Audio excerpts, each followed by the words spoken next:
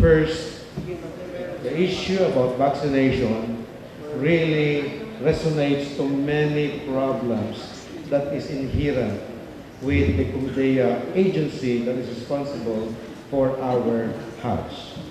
May I ask the proponent, how many pilgrims are coming from the Bangsamoro region, more or less?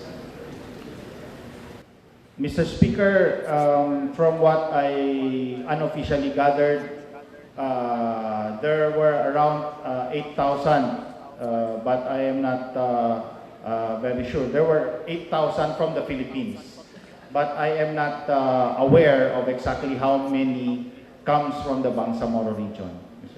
According to unofficial sources, there are approximately more than 50% that is coming from the Bangsamoro region.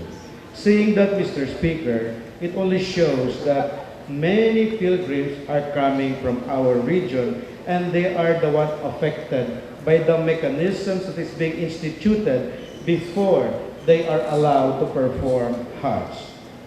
In the issue of vaccination, Mr. Speaker, we all know that NCMF should not be the primary agency to conduct this, because as mentioned by Deputy Speaker Alamia, she was very right when she said that vaccination is part of the public health and it is under the realm of Department of Health. In our region, from the Ministry of Health. Procurement is again within the turf of the Department of Health as part of their vaccination or immunization program. Saying this, Mr. Speaker, I can see so many problems already inherent but tolerated for many years. Back in 2010, when I assumed as the DOH Armed Secretary, there is a strong collaboration and coordination with the NCMF. Our health personnel are the one instituting the vaccines, and the vaccines are being taken from the vaccine facility or logistics supply facility of the Department of Health in the central office. I didn't realize na ganun ang problema ngayon, na procurement until administration is still part of the responsibility of NCMF and being coordinated to the Bureau of Quarantine. To be candid about this, even the Bureau of Quarantine doesn't have enough manpower, Mr. Speaker, to conduct activity covering 8,000 of our pilgrims. And with this, Mr. Speaker, I fully support this resolution with possible suggestion for amendments that not only in Zamboanga, but it has to be in the provinces, if possible, in the local government units, in the municipality level, utilizing our experts in vaccination. That is our health workers. They were trained for this. All you need to do is just give them the vaccine. In terms of vaccine, the storage facility as well as the logistics and the cold chain management, our immunization program is very, very capable. We have all the storage facilities in our IPHOs.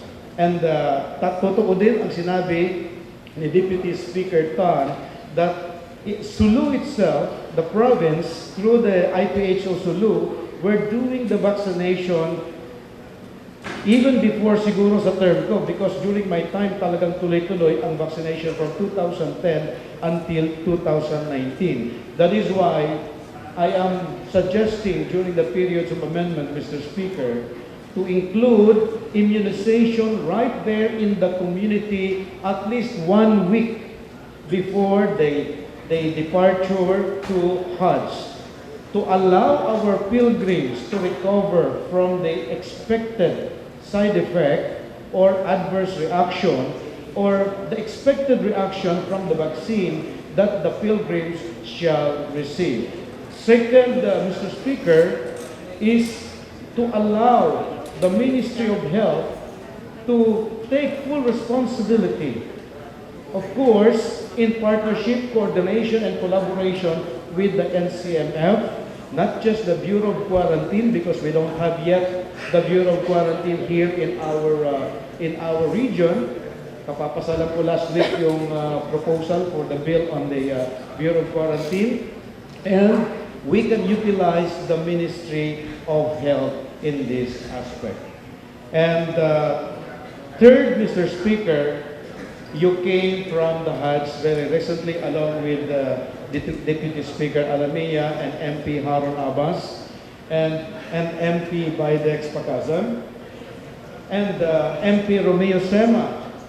And you have heard the stories and witnessed yourself the hardship that was experienced by our pilgrims. And I think this is because of some sort of lack of management or inadequate management in terms of securing the welfare, the comfort, and the security of our pilgrims.